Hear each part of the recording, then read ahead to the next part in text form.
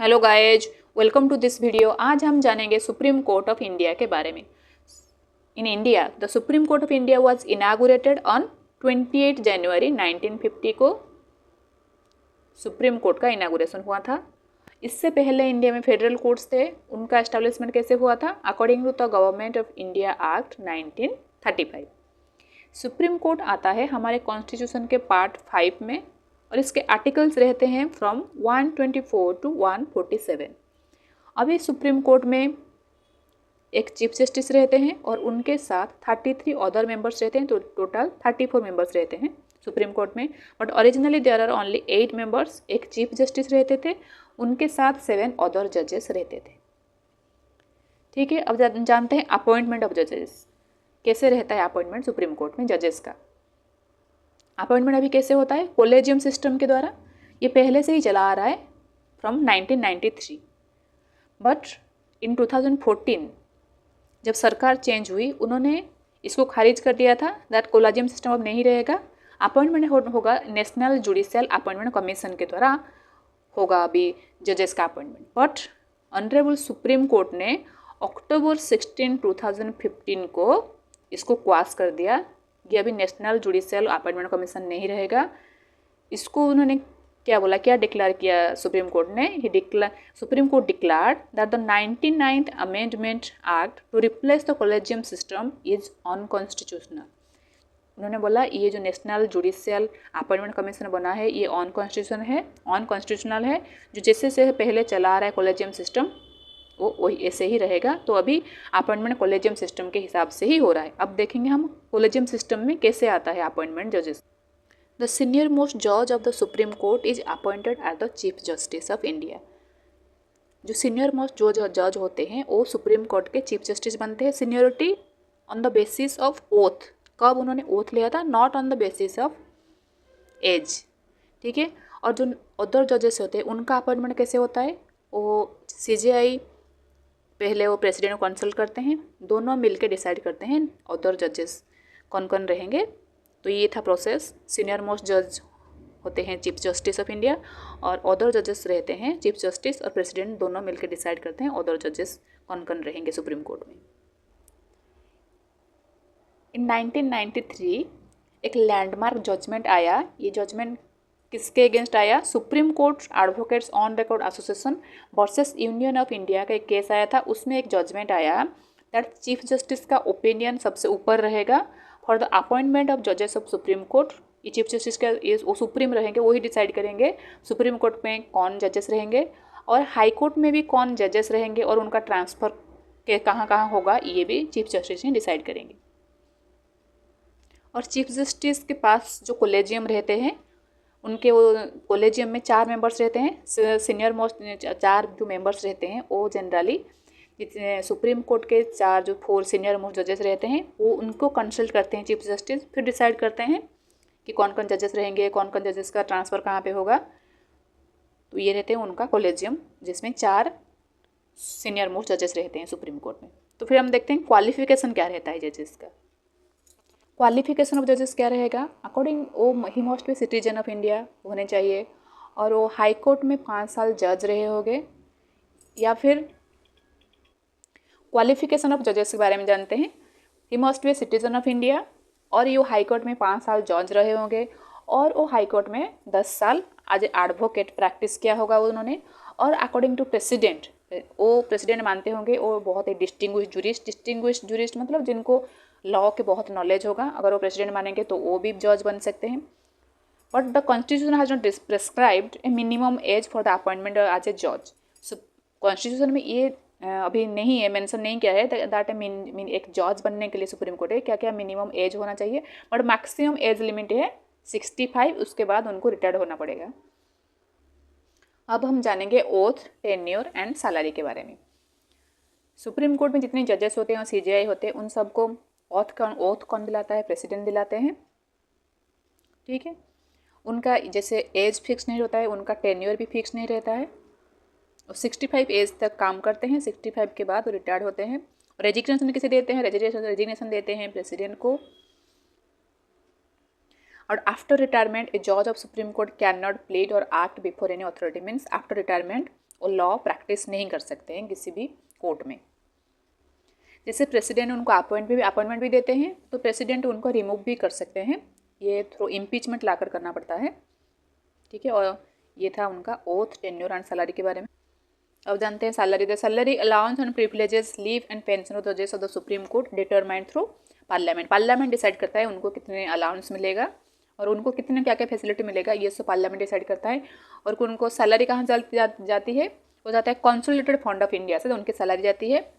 और they can through the disadvantages after their appointment, उनको कम नहीं कह सकता, बढ़ता रहता है बट कम नहीं हो सकता है, जनरली कम नहीं होता है, but in case of financial emergency थोड़ा कम हो सकता है, जनरली नहीं होता है। अभी चीफ जस्टिस की सैलरी कितनी रहती है, 2,80,000 है, और अदर जजेस की सैलरी है 2,50,000। फिर जानते हैं रिमूवल ऑफ जजेस में मारेंगे, कैसे रिमूवल मोशन, उनका जो इम्पीचमेंट मोशन बोलते हैं उसको, इम्पीचमेंट मोशन कैसे आता है। ये कोई भी हाउस में पहले स्टार्ट हो सकता है। अगर ये पहले इंट्रोड्यूस हुआ लोकसभा में तो मिनिमम 100 मेंबर्स की सिग्नेचर चाहिए होगी। अगर राज्यसभा में इंट्रोड्यूस हुआ तो 50 मेंबर्स की सिग्नेचर चाहिए, और विथ बोथ राज्यसभा और लोकसभा मिला के मिनिमम 2/3 मेजोरिटी चाहिए with the members of present and voting. और ग्राउंड्स ऑफ रिमूवल क्या रहेगा, 2 ग्राउंड्स रहते हैं। अगर if it's proof that he is misbehaving और मिसबिहेवियर और इनकैपेसिटी, ठीक है। अगर पहले लोकसभा में आया तो स्पीकर डिसाइड करेंगे, अगर राज्यसभा में आया तो चेयरमैन डिसाइड करेंगे कि ये जो इम्पीचमेंट में मोशन आएगा उसको एडमिट करे और ये रिफ्यूज करें। If it is admitted then the speaker chairman is to constitute, अगर जहाँ भी पहले स्टार्ट होगा ये मोशन, इम्पीचमेंट मोशन, वहाँ पे अगर 3 मेंबर कमेटी बनाएंगे टू इन्वेस्टिगेट तो चार्जेस क्या क्या लगे हैं, तो 3 मेंबर्स कमेटी बनता है। वो जो 3 मेंबर कमेटी बनेगी उसमें चीफ जस्टिस रह सकते हैं और एनी अदर जज of the supreme court, generally senior most जज रहते हैं, सीनियर मोस्ट जज ऑफ द सुप्रीम कोर्ट, और any chief justice of A high court, और एक डिस्टिंग्विश्ड जूरिस्ट रहते हैं। ये कमेटी बनता है और ये इंक्वायरी करता है, इन्वेस्टिगेट करता है कि क्या क्या चार्जेस लगते हैं और वो सही है या गलत है। अगर उन मेंबर्स को लगा दैट द जज इज़ गिल्टी, देन वो मोशन को पास करते हैं, and after the motion is passed by special majority from the house of parliament, फिर उसको पेश किया जाता है प्रेसिडेंट के पास। Final the president passes an order to remove the जज। But this is interesting that अभी तक कोई भी जज इंडिया में थ्रू इम्पीचमेंट मोशन किसी को भी निकाला नहीं गया है, बट जस्टिस बी रामास्वामी थे, सुप्रीम कोर्ट के जज थे, इनके अगेंस्ट इम्पीचमेंट मोशन लाया गया था इन 1991 को 1993 उनका पीरियड था। बट उन जो इंक्वायरी कमेटी थी उन्होंने भी उनको गिल्टी पाया आउट ऑफ मिसबिहेवियर, बट उनको निकाला नहीं जा सका क्योंकि ये जो इम्पीचमेंट मोशन था वो लोकसभा में डिफीट हो गया। कुछ अदर पॉइंट्स है वो देख लेते हैं। Supreme court of India the chief justice appoint generally कर सकते हैं, can appoint and ad hoc जज भी रख सकते हैं अगर उनके एब्सेंट में जो कि काम संभाल सके। जनरली वो सुप्रीम कोर्ट के सीनियर मोस्ट जजेस रहते हैं, जो रिटायर्ड जजेस उनको भी रख सकते हैं with the consultation of president से कंसल्ट लेना पड़ता है, फिर वो रख सकते हैं कोई एड हॉक जज अगर चीफ जस्टिस के एब्सेंस में वो काम संभाल सके। सुप्रीम कोर्ट की सिटिंग कहाँ पे, सुप्रीम कोर्ट कहाँ पे है, दिल्ली में, तो उनकी सिटिंग दिल्ली में ही बैठती है। बट प्रेसिडेंट के कंसल्टेशन के बाद, प्रेसिडेंट से कंसल्ट लेने के बाद वो अलग दूसरे जगह भी, इंडिया के कोई भी अदर जगह भी वो उनका सिटिंग बैठा सकते हैं। 1980 को एक केस आया था बच्चन सिंह और स्टेट ऑफ पंजाब में, पंजाब के केस में, जो उनके Bachchan Singh versus state of Punjab, तो उसमें एक कंक्लूजन आया, जैसे जजमेंट आया सुप्रीम कोर्ट का, दैट रेयरेस्ट और रेयर केस में ही डेथ सेंटेंस दिया जा सकता है, ना कि इन एनी सिंपल केस में। तो ये एक इम्पोर्टेंट जजमेंट था। और हीरालाल जे कानिया, हमारे जो पास्ट चीफ जस्टिस कौन है, हीरालाल जे कानिया, उनका टाइम पीरियड कब था, 20 जनवरी 1950 से 26 नवंबर 1951 तक। और जो रोस्टर रहता है, मास्टर, जनरली चीफ जस्टिस को कहा जाता है द मास्टर ऑफ रोस्टर, वो ही डिसाइड करता है किस जजेस के पास कौन सा केस जाएगा। और कोई रिटायर्ड चीफ जस्टिस रहता है नेशनल ह्यूमन राइट्स कमीशन का, वो चेयरमैन जो रहते हैं वो जनरली रिटायर्ड चीफ जस्टिस रहते हैं सुप्रीम कोर्ट के। और अगर प्रेस काउंसिल ऑफ इंडिया रहता है, उनके जो चेयरमैन रहते हैं कोई भी रिटायर्ड सुप्रीम कोर्ट जज रहता है। और जो नेशनल ग्रीन ट्रिब्यूनल है वहाँ पे कोई सुप्रीम कोर्ट के जज रह सकते हैं और कोई हाई कोर्ट के चीफ जस्टिस जनरली उनके चेयरमैन रहते हैं। ये थे इंपॉर्टेंट पॉइंट्स। ये देखते हैं इंडिपेंडेंस ऑफ जजेस में क्या लिखा हुआ है। सैलरी जाता है उनका from the consolidated fund of India से। उनका रिमूवल बहुत डिफिकल्ट रहता है और वो रिटायरमेंट के बाद कोई भी लॉ प्रैक्टिस नहीं कर सकते किसी भी कोर्ट में। और डिसीजन एक्शन ऑफ जजेस कैन नॉट बी क्रिटिसाइज। अगर कोई पर्सन उसको क्रिटिसाइज किया तो उसको पनिशमेंट मिलता है। और उनके कंडक्ट के बारे में पार्लियामेंट में भी डिस्कशन नहीं हो सकता है कि कोई जज क्या कर रहा है। और प्रेसिडेंट अपने आप डिसाइड नहीं कर सकते कि सुप्रीम कोर्ट ही हैज़ टू कंसल्ट द जजेस। प्रेसिडेंट कैन नॉट अपॉइंट जजेस ऑफ द सुप्रीम कोर्ट। वो अपने आप डिसाइड नहीं कर सकते किस जज को अपॉइंट करना है, पहले उनको कंसल्ट करना पड़ेगा तो CJI और अदर जजेस को भी कंसल्ट करना करते हैं जनरली। अगर CJI एब्सेंट रहते हैं तो क्या क्या जुरिडिक्शन आता है मतलब उनके अंदर, सुप्रीम कोर्ट के अंदर क्या क्या काम आता है। फर्स्ट देखते हैं ओरिजिनल जुरिडिक्शन। अगर ओरिजिनल जुरिडिक्शन में सुप्रीम कोर्ट सेटल करता है द डिस्प्यूट बिटवीन सेंटर और स्टेट के अंदर हो। अगर स्टेट के बीच में अगर कोई भी प्रॉब्लम हो तो ये आता है ओरिजिनल जुरिडिक्शन के अंदर। और रीट जुरिडिक्शन क्या होता है? रीट जुरिडिक्शन में के अंदर अगर कोई भी इंसान का, कोई भी इंडिविजुअल का, उसका कोई फंडामेंटल राइट वायोलेट हुआ हो तो वो डायरेक्ट सुप्रीम कोर्ट को जा सकता है, केस कर सकता है। तो ये आता है रीट जुरिडिक्शन के अंदर। फिर देखते हैं हम अपीलेट जुरिडिक्शन क्या है। अपीलेट जुरिडिक्शन में कॉन्स्टिट्यूशनल है। इन कॉन्स्टिट्यूशनल मैटर अगर हाई कोर्ट को कोई केस लगा कि सुप्रीम कोर्ट का इंटरफेरेंस में चाहिए, अगर कॉन्स्टिट्यूशन का कोई भी काम इसमें है तो supreme court decision should be final, तो वो आता है कॉन्स्टिट्यूशनल जुरिडिक्शन के अंदर। हाई कोर्ट भेजता है इसको सुप्रीम कोर्ट के पास। In civil cases and appeal lies to supreme court if a high court certify that the case involves a substantive question of law of general importance or that the case is fit or appeal to the supreme court, तो ये civil cases रहते हैं।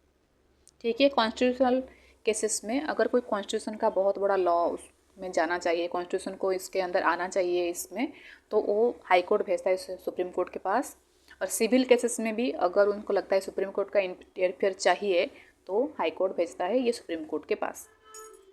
और criminal cases में क्या आता है? Criminal cases में अगर किसी को डेथ सेंटेंस मिला हो तो वो डायरेक्ट सुप्रीम कोर्ट में केस कर सकता है। अगर और सुप्रीम कोर्ट को कोई केस गया और ये सर्टिफाई किया था the case is fit for appeal to the supreme court, high court अगर डिसाइड करेगा तो वो भी डायरेक्ट जा सकता है। क्रिमिनल केस के अंदर ये आता है, कोई भी क्राइम के लिए। फिर देखते हैं एडवाइजरी जुरिडिक्शन। एडवाइजरी जुरिडिक्शन ये आता है आर्टिकल 143 में। 2 कैटेगरी के होते हैं। अगर एक कोई पब्लिक इंपॉर्टेंस के लिए कोई लॉ आया हो और कोई ट्रीटी, एग्रीमेंट और एंगेजमेंट, इसके लिए अगर कोई पार्टी, 2 पार्टी के अगर ट्रीटी हुआ है, एग्रीमेंट हुआ है, ये सब आता है एडवाइजरी जुरिडिक्शन के अंदर।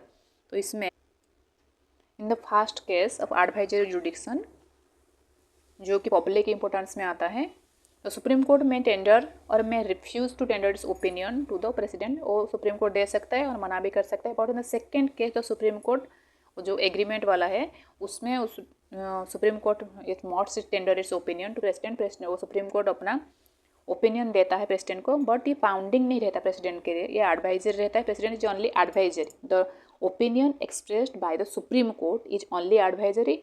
ये प्रेसिडेंट को बाइंडिंग नहीं रहता है that you have to follow it. President के अगर मना भी कर सकते हैं उनको मानने के लिए, प्रेसिडेंट का ओपिनियन फाइनल रहता है उसमें।